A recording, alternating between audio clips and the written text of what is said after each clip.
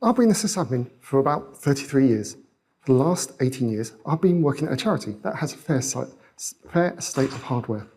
While my day job is not directly relevant to this talk, I find it useful to be able to install bare metal machines at scale, not to be afraid of large systems, and be used to specifying the hardware. I'm an amateur SRE. This talk is about my hobby project.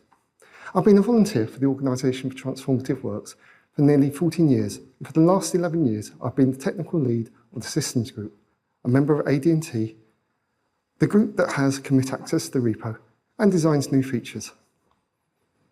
The archive was created because fanfic kept on being deleted. It's part of a GIF culture. We're inclusive of content. Queer content was often removed from other sites.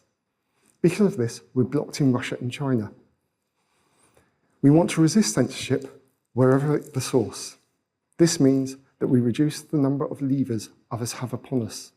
For example, not having advertising means that we can't be forced to drop content due to losing advertising revenue. We collect minimal data. If we don't have it, we can't be forced to disclose it. And as a point of principle, we own our servers to make it harder to deplatform us. The Organisation for Transformative Works is a 501c3. The org has an elected board and collects donations. The main product, although not the only project of the Organisation for Transformative Works, is the archive of our own, known as AO3. These are my own views. I do not speak on behalf of the Organisation for Transformative Works. Google implemented prefetching for us. This is from the introduction of a document that was shared. The last line says, because of its popularity, improving page load speed for them can move the global average user experience. I've seen Cloudflare report that the archive had over 100 million page views a day. The least I've seen is about 87 million. We've had about 18 hours of downtime this year. It costs us nothing to be down. For us, putting the site into maintenance mode means that some deploys and changes are considerably easier. Our only significant variable costs is how much we spend on new hardware. In 2023, we bought some storage and virtualization systems. We spent $270,000, or about $748 in a day. We bought 3 expensive database servers at about $67,000 a machine. We spent about $44K on new hardware in 2021. Having no employees means that work on the archive is done in people's spare leisure time. But it does mean that we don't have to worry about paying for people's salaries. Given we have no employees, how does anything get done at all? We have a large number of volunteers. However, some people are in multiple groups. The 2 groups I'm a member of, AD&T has 11 people and Systems has 8. And both groups share 2 people between them. Not everyone turns up to the meetings every week. Not everyone does work every week. Our choices, and therefore our environments, are shaped by our constraints. The choices you make have to be right for you and for your constraints. We don't have to make a profit. Most people do. All of our workers are volunteers. That means things go slowly. Our founders were worried about being deplatformed. So no advertising, only donations. The less we know about our users, the better. We can't tell if a user donates to us or not. We have no incentive to drive people back to the site. It costs us money to provide a service. An example of this is the conscious choice not to have an algorithmic recommendation system. We care about preserving FIC. If we're down, it's not a complete disaster. The choices made 14 years ago still steer our decisions today. In 2009, our first 2 servers were installed. I joined the org in January 2011. Not long afterwards, our MySQL servers were really going slowly. We had been crushed under the load, mostly with sorts. We migrated MySQL temp onto TempFS, and things went much better for a bit. A few months later, the database server was yet again being crushed under the load. This time, after a lot of decisions, we disabled a core feature, tag searching and filtering, so we didn't have the hardware to do this. using MySQL, and we didn't have enough money to throw hardware at the problem. We also moved the servers behind the firewall, but I was relieved. It took another 6 months before tag searching and filtering was re-implemented using Elasticsearch pre-1.0.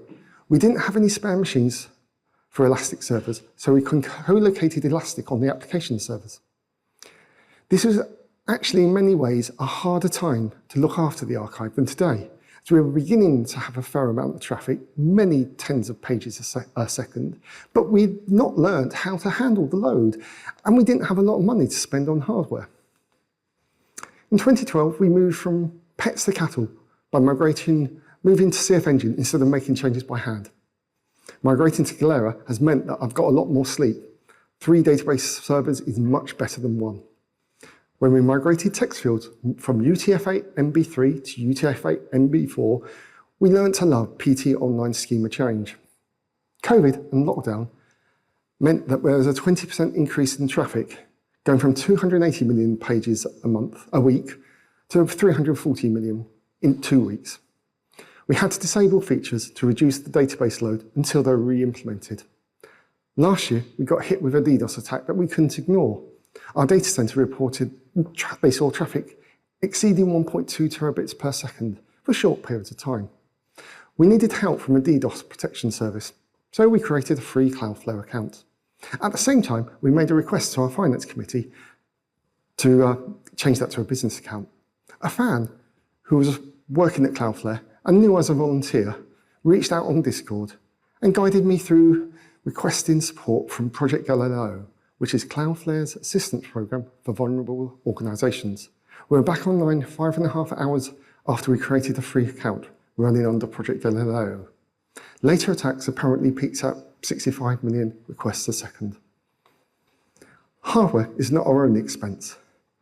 Our hosting fees are dependent on how many racks we have, we currently have 3, and how much bandwidth we use, about 600 megabits a second. We also pay for spam protection and an issue tracking system. There are 2 donation drives a year. The majority of our money comes from these. We rely on our volunteers and passionate small dollar donors. We have about 15,000 members of the org, each of which will have donated at least $10. Their only privilege is being able to vote in the elections for the board of directors and small bits of merchandising. Companies provide free services for not-for-profits. Century offered us a free service when our previous APM provider withdrew the product we were using. When the internet links to Australasia were congested and people were having trouble connecting to us, Cloudflare added Argo Smart Routing to our free account, which has a list price of, I think, about $17,000 a month for our bandwidth. The Systems Committee is the org's SRE team. We use Faye to install the operating systems on bare metal machines, and Ansible to configure the operating systems and application stack. I'm going to have the acknowledgements in the middle. AD&T are the core contributors who steer the project. We design features and choose the contents of each release. We have access to the Rails console and use this to provide support to other committees.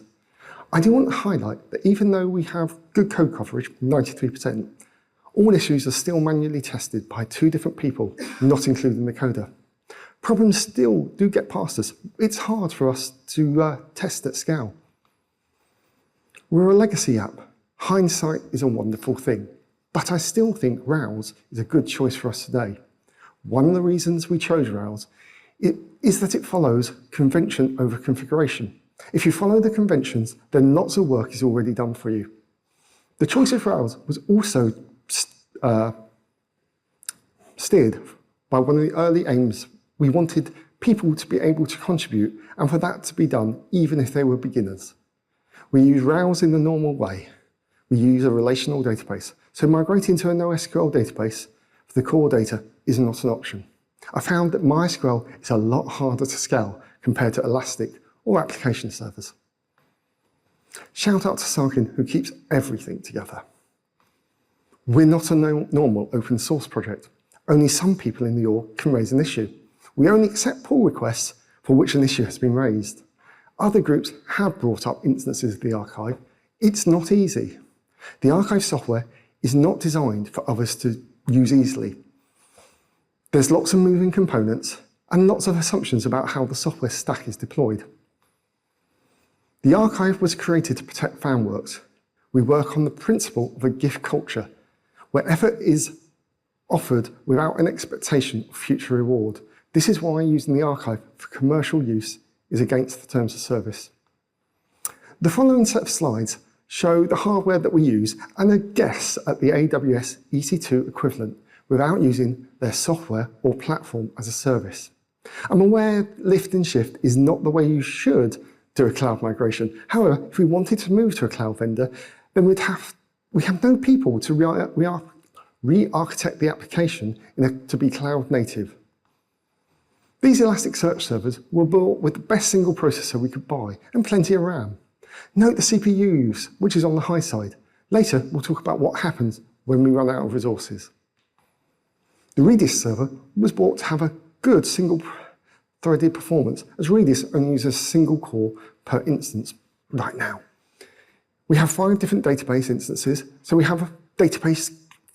increase the amount of database capacity we have by sharding on a single server. And we use each instance for a different purpose: autocomplete, async jobs, feature flags, etc. None of the data in Redis is critical. It can be regenerated. We can survive the loss of the service, losing at most an hour's worth of reading history. However, the website would be down until we move the server to a new service. Note the consumer disk. This was a mistake. When the disk was failing at smart test, we announced downtime. Given 24 hours notice, we prepared an old application server as a new Redis server, and then we took the site down in our change window. We were lucky. We had 5 years of use of Redis without having to worry about the system. And yes, I know all the reasons why this is awful, but it did work for us. When a service has been running uninterrupted for more than 5 years, you find that lots of things will have changed. For example, we found that one of the instances now took more than 90 seconds to load, meaning that the system needed fixing before it would start. While we currently don't use Sentinel, we'd started preparing for it. And having Sentinel half configured caused the instance to go read-only. If you're relying on your own hardware, you need to have plenty of excess capacity. Note the order date, February 2022, and the production date, January 2023. 11 months from ordering the machines to them going into production. We ordered these when COVID was still affecting delivery times. After quite a few months, we had the 3 servers delivered and physically installed, and then we discovered that one of the servers had been delivered with a bad processor, and the machine had to be returned.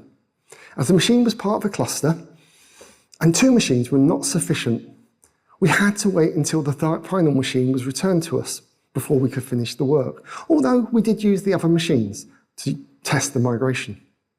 At this time, we were using Precona's version of MySQL, and that worked fairly well. However, we've been buying support from MariaDB, and not using their version of MySQL seemed to be a mistake. Migrating from Precona to MariaDB was really painful, with MariaDB not reading a modern MySQL server's database files. We had to install an old version of MariaDB as a secondary to the primary cluster of Precona, and then use secondaries to upgrade the database format to a modern MariaDB system. We buy big machines. This is unusual. Most people would shard their database, and this is supported in Rails 7, although it adds complexity to the code base. So why don't we shard? We have no employees. We want things to be as simple as possible. We have our support costs with MariaDB are based on the number of instances, not on the size of them. I'm not actually sure if this EC2 instance would be sufficient for our MySQL load, and I'm not sure what the cloud-native solution is, apart from sharding, or maybe just moving to NoSQL, which would be really hard. In general, we say that you should protect the database, as they're hard to scale. Saying this, I've seen transactions being open for more than 20 minutes from our asynchronous workers, and I haven't had the time to chase it down. We found that MariaDB has different edge cases than the Precona variant. Galera Cluster is a really good multi-master version of MySQL, and in combination with MaxScale, Galera allows us to scale MySQL servers horizontally. The maximum number of supported instances is 15. If you're using Galera, then PT Online Schema Change is essential. It makes it appear as if a migration happens instantaneously with the magic of triggers and a background data migrator that swaps the tables over at the end of the process. Why did we choose Galera rather than a more traditional tiered replication system? Galera with MaxScale appears to developers much more like a single database system.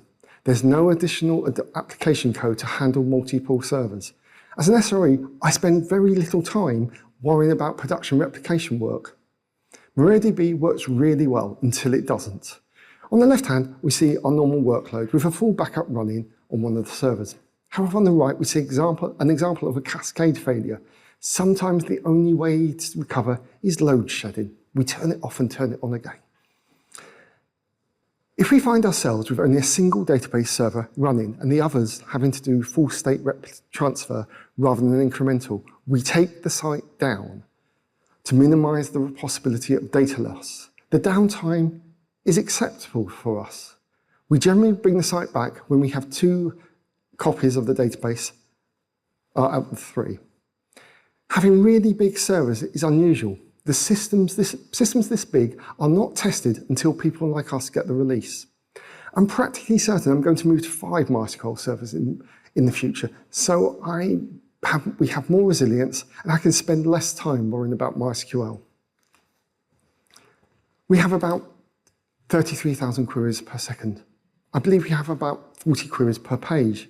The only way we can get away with having so many queries per page is by doing them really quickly, with each page spent about 10 milliseconds in MySQL queries.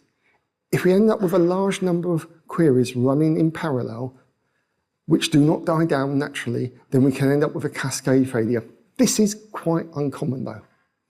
We use a MySQL proxy, MaxScale, which has an embedded SQL engine, which we use to detect writes and steer those to a nominal primary to reduce conflicts, and steer reads to the fastest available server. MaxScale also has query throttling, and maybe I should look at that for asynchronous workers. However, I'm an amateur. I have no free time. It's not on fire at this instant, so it may end up on an infinite backlog. Or maybe one of the other people in systems will take it on as an interesting project and it'll end up being investigated. One of the costs of having only volunteers is that no one can be ordered to do a task. Work is only done if someone thinks it's worth spending some of their leisure time doing it. Database servers require lots of RAM and fast disks. An advantage to buying your own hardware is that you can specify the components, at least with Supermicro rather than Dell. Given we have so much RAM, we try to use normal NVMe disks, a mirror of 6 Intel P5510s. However, the array could not keep up, and we needed to have a stripe of 5 octanes. These disks were hard to locate. We had to talk to multiple vendors to get sufficient disks. I believe latency is really important, but it can be quite hard to find for certain hardware. Intel Optane was a wonderful product. I'm really disappointed that it's been discontinued. So much so that when we started to think about the next generation of database servers, I decided to buy the Optane disks while they could still be bought, before we actually decided on the rest of the hardware. I hope CXL will allow low latency storage and that people will provide it. Conventional wisdom says that you should set your InnoDB buffer pool to about 80% of RAM. With 4 terabytes of RAM, this would be about 3.2 terabytes. However, after talking to MariaDB, we agreed that this was the cause of most of the pain that we were seeing. By setting the InnoDB buffer pool to a relatively small size, 128 gigabytes, we have reduced these problems. In one way, we're nearer the standard configuration, a much more usual amount of memory for the InnoDB buffer pool. In another way, we're further away. We're relying on the VFS cache. If you end up having to rely on the VFS cache, then you need to make sure that you do not let dirty writes accumulate. If you do, then you'll end up with I/O stores, as the dirty pages are flushed, and the database will freeze until the flush completes. We also moved some autocomplete functions from MariaDB, where they took 90 seconds, to Elastic, where they take 25 milliseconds. It's been a long time since we bought a server to be an application server. I generally buy 3 MySQL database servers every 2 years, and the old database servers get recycled to be application servers. At this instance, we have about 1,000 cores for user load and about another 600 cores for everything else. Main cached is really simple, isn't it? I said we'd recycle old hardware to be old database servers to be application servers, which means they have a lot of memory left. So the obvious thing to do is use the spare memory as a cache. Each page has an average 38 lookups, taking about 5 milliseconds. The graphs here show an issue we'd found. Earlier in the day, a deploy had completed, leaving the node in a strange state. The node was running out of TCP sockets, and while we didn't notice, health checks were hiding any issues with the app server. The socket exhaustion was making memcached perform poorly. Once we had fixed the issue, memcached did run smoothly again. However, it demonstrates that co-locating services while being cost effective, does mean that systems are more complex and harder to manage. You don't need much hardware to deliver 2 million emails a day. However, you do need to get the system configured correctly to get the mail delivered. SPF, DMARC, and having a good IP reputation are all important. I did use SES for the AWS comparison here, as I thought that bring your own IP was out of scope for the comparison. I just want to complain about American power. If I pay for 30 amps of power, I think I should be able to draw up to 30 amps of power and not be told that 24 amps is usable because otherwise the cables will melt. This is a summary of hardware we have and a rough guess at an AWS price using 3-year reserved instances paid in advance.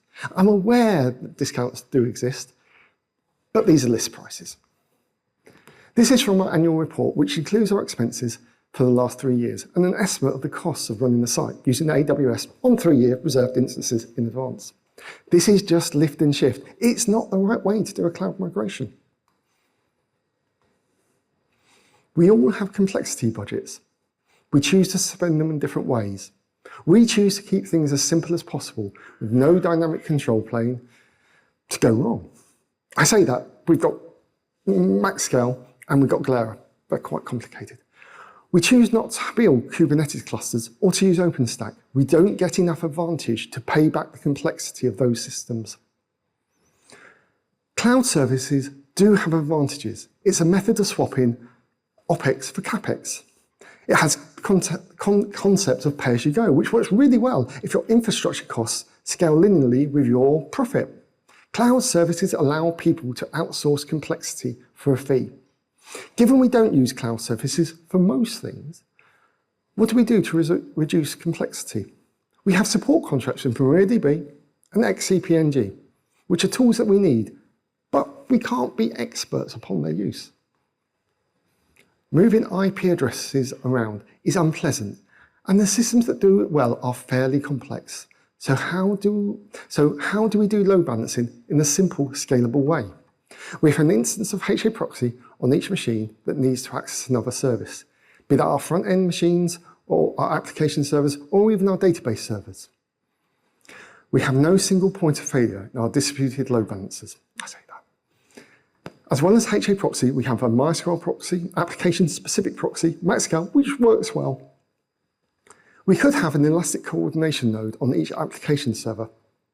However, this is not recommended by Elastic, as each coordination node needs to be part of the Elasticsearch cluster. Being part of the cluster would mean that it'd have to receive cluster-wide state changes, which has scaling implications. I'm going to look about how we use HA proxy both to shape our traffic and as a simple circuit breaker to protect Elasticsearch in particular. The user's browser connects to Cloudflare, and Cloudflare connects to our pfSense firewalls.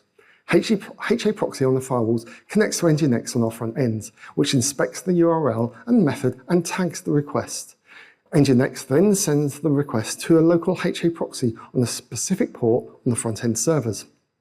HA proxy on the front-end servers then shapes the request dependent on the port and forwards the request to Unicorn, which is a web server for Rails on the application server.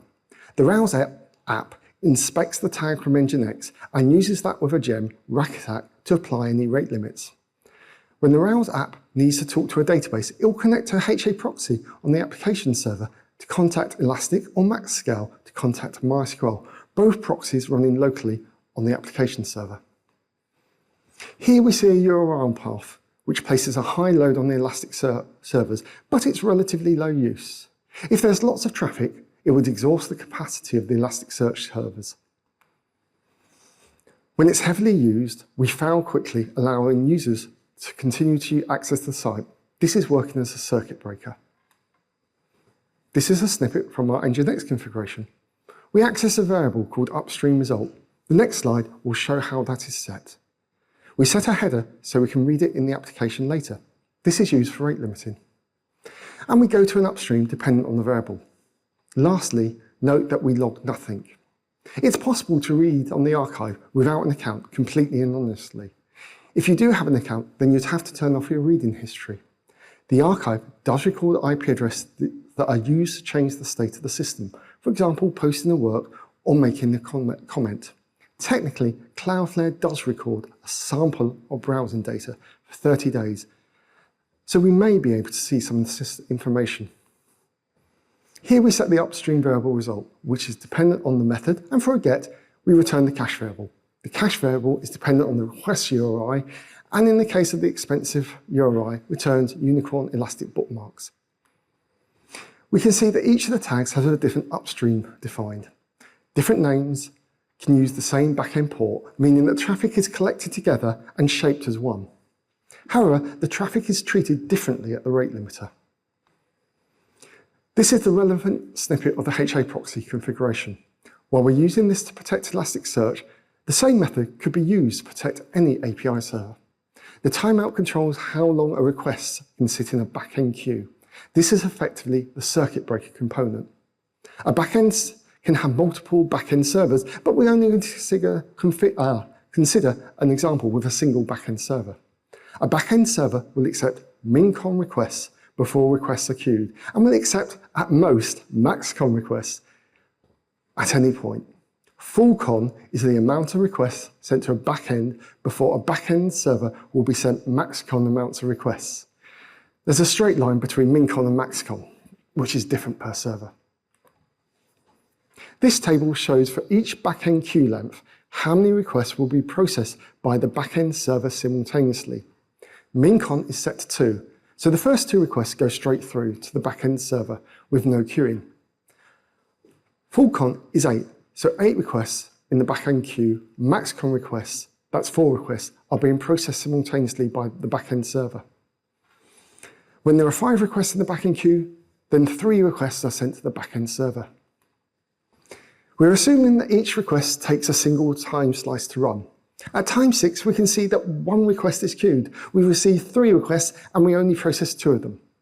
At time 10, we get a sudden request spike of 27 requests. We let 4 requests in and continue to let 4 requests in until the queue is drained. In this case, the requests stay in the queue. None of the requests stay in the queue for more than 8 seconds, so they're all processed by the application, and the timeout or circuit breaker does not come into effect. We can see that the red line, which is the requests sent to the backend server, have been smoothed, and therefore the Elasticsearch servers have been protected. The queuing acts as a shock absorber for the database. So what happens when you run out of capacity in the servers? Here you can see that we're hitting the limits of CPU on our Elasticsearch servers. Servers take a long time to deliver. It might take 3 weeks to get a quotation, 3 weeks for it to get financially approved, 10 weeks for it to be delivered, 2 weeks for the machine to be installed in the DC, and then a week for us to install the application and get everything working. That would be a total of 4 months, which is probably optimistic. This is one area in cloud really does have an advantage. Our application servers are mostly MySQL servers and really quite expensive. To solve the lack of capacity in Elasticsearch server, we can redeploy an application server to a new role. The link at the bottom is actually a post-mortem about the side effects of reducing the application capacity and how that produced a much larger impact than you would expect, well, than we expected. We had increased the number of servers in our Elasticsearch cluster, but we're still getting the circuit breaker kicking in. I've forgotten to increase the number of requests that we could process. Once I did that, the load on the Elastic cluster went up and the errors went down. Lastly, rate limiting. We use a gem, rack attack, which implements rate limiting. We have this little snippet of code in the archives initializer which defines the rate limits. In this way, the deployed code is unchanged, but we control limits by adjusting the application configuration. We can adjust the URIs that go into each rate limit bucket by changing the map statement in the NGINX configuration. Therefore, we can adjust rate limits dynamically and the URL patterns they use, all without a code deploy. It's just configuration. I do want to reiterate that local rate limiting solves a different problem than the rate limiting we have with Cloudflare. The rate limiting we have with Cloudflare protects us from DDoS before the DDoS protection kicks in. Large-scale attacks need to be stopped before being routed to us. The traffic shaping we have protects our database server. The local rate limits are much finer grained. Counting in MySQL is hard. We can see that counting 13 million things takes a long time. Having our front page take over 4 seconds to generate is less than optimal. However, there was resistance to caching these numbers. Our user population really likes seeing numbers go up. By using approximate numbers, you get users used to the idea that numbers can be the same when they make a change, so they accept the cache number. Currently, we're only doing this on the front page. Having multiple pools of application servers for different tasks,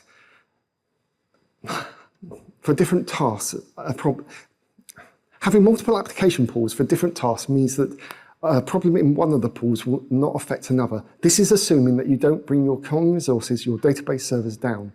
Our previous APM provider charged us per server, and we wanted to concentrate the APM on machines that users directly interacted with. However, it has other advantages. We can see here that our application servers, which handle spiders, bots, AI scrapers, had a higher load, and this did not impact our real user traffic. We don't make any money. It costs us nothing to be down. Applications often have outliers which should not be counted. For example, the orphan account is a special account that allows people to disown the work without deleting it. We optionally allow users to leave a pseudonym on the work. There's a page which displays the list of pseudonyms for an account. The orphan account is an outlier. Previously, we blocked this page in NGINX. We did some work to make the page load quicker, and then we deployed it. Our database load went up by a factor of 15. The page for the orphan's account still took more than 30 seconds to load. We decided to restore the block that we had in NGINX. We needed to replace the software that we're using to generate PDFs. It was not getting security fixes. Calibre uses significantly more CPU to do the same task. However, we chose to stay with it because it's only affecting application server load and not the database. And because we care about security, when a similar fix was discovered, a bug was discovered in Calibre, there was a security fix. Choose scale out over scale up, obviously. Elasticsearch works very nicely for this. Galera allows us to scale MariaDB, but the support cost being per instance pushes us towards scale up rather than scale out. Scaling MariaDB up means we hit interesting scaling issues. We pay for support where it's not feasible for us to be an expert. Buying hardware is both an advantage and a disadvantage. It means that we can specify our hardware environment completely. It means we can't change the amount of hardware we have dynamically. You need to buy a lot more hardware than you actually need. Otherwise, you cannot react to a sudden change or a service needing more capacity. We don't use cloud services. Our total bill is about $550 a month, which is fairly small, mostly for S3, which we use to host avatars. We're moving from an AWS account created in 2012 to a set of accounts under Control Tower. Storing MySQL backups in an S3 compliant mode bucket will make it hard for a rogue systems administrator to delete all the backups.